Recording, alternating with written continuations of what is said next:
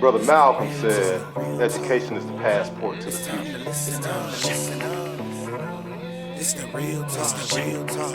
Yo, it's that real talk, an in-depth conversation, breaking down how the past affects our situations. P. Brown, something critical for your conscience, not that daily nonsense, not swayed by the sponsors. Yeah, I'm black, but my perspective not biased. One God, one race, with a message that's timeless. Online with the message for the mass. It's time to unify or stay divided and distracted.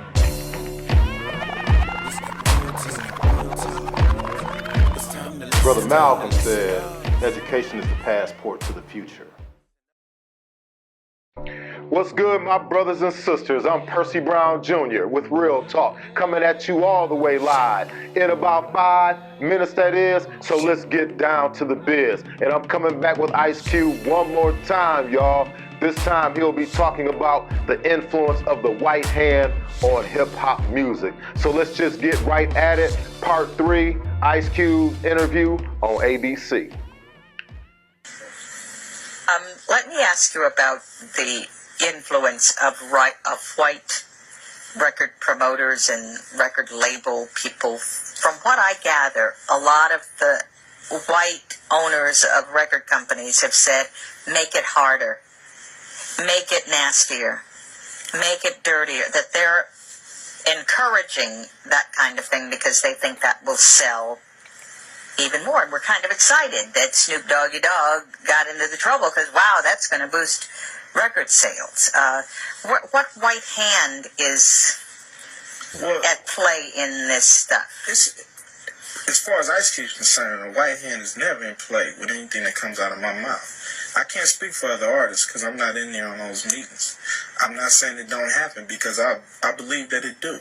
You know, and if that's happening for artists influenced by the record companies to say what he really don't feel, then he's definitely a fool for putting out material that he doesn't feel and he has to go take the heat for. But I don't allow the record company to come to the studio when I'm in the studio, and I don't allow them to tell me what I can or can't put on the record. When I hand them a record, that's what they better put out. Because the day they don't put that out is the day Ice Cube will go completely off. You know, with my lawyers coming in, right, going out. Okay, so you really present them, but you're big enough to do that. What about some of these young guys? I did it. Huh? When I wasn't quote unquote big, when I was just an artist coming up, I wouldn't let them dictate to me what kind of records to put out.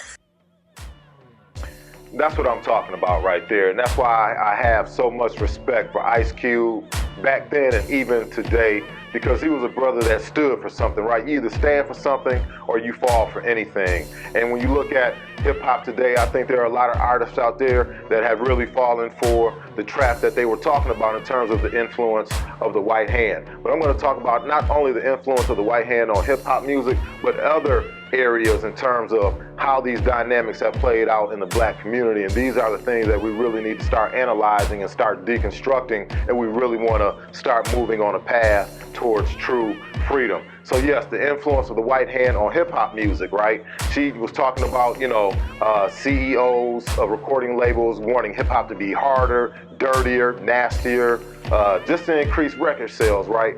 But Minister Louis Farrakhan was interviewed and was talking about something that's much more sinister than just making it harder, dirtier, and nastier.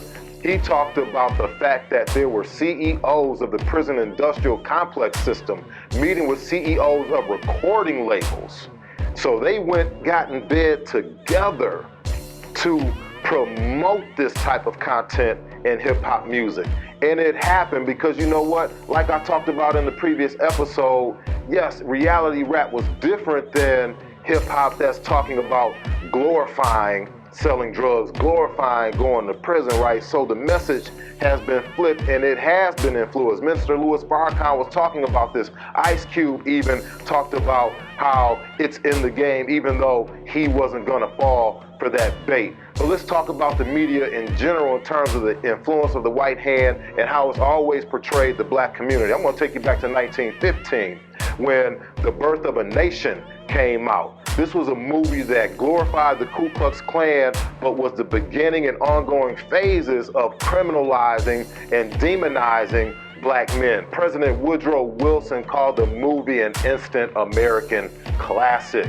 And we still see these things playing out today. Let's talk about the influence of the white hand on education. We know history has been whitewashed. There's no acknowledgement of where we come from as a people in this country. Not only the great contributions that we provided, the 240 plus years of being enslaved, and during the 100 plus years of Jim Crow, and even all of the great things that we've brought to this American society today, but even the great history of our African ancestry. We have no acknowledgement of that, and we're disconnected from that because of the influence of the white hand. Let's talk about religion. American Christianity was used to enslave us as a people. So when you think about it from that perspective, American Christianity is a perverted version of true Christianity. But this is something that we have to really ask some deep questions about, my people. It was also used to justify Jim Crow. And let's not talk about the advertising of white Jesus.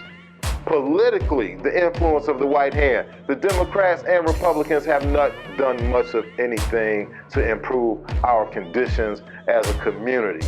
So let's talk about the influence of the white hand, not only on hip hop music, but how it has influenced our religion, how it has influenced our education, and how it influences us politically, because these are the things that we have to deconstruct and rebuild within our community if we want things to change. You know, that's why I respect Brother Ice Cube so much, because he's really keeping it real in 1993. And like I said before, I'm using that to springboard the conversations that I'll be having on Real Talk. I'll be coming back with Ice Cube one more time. But until then, my brothers and sisters, I'm glad you paid attention and tuned in. But like I said, until next time, peace out. Godspeed to the change we want to see. Real Talk is a subsidiary of Critical Consciousness LLC, a company that helps schools, systems, and companies innovate with a focus on diversity and inclusion. Real Talk is brought to you in part by Madison 365, executive producer of Real Talk, Terrence Jackson, CEO of Up Next Marketing Incorporated. Intro song performed by Keon Andre of Cadence Music Group and produced by Greg Dobie of Unideck Media Group.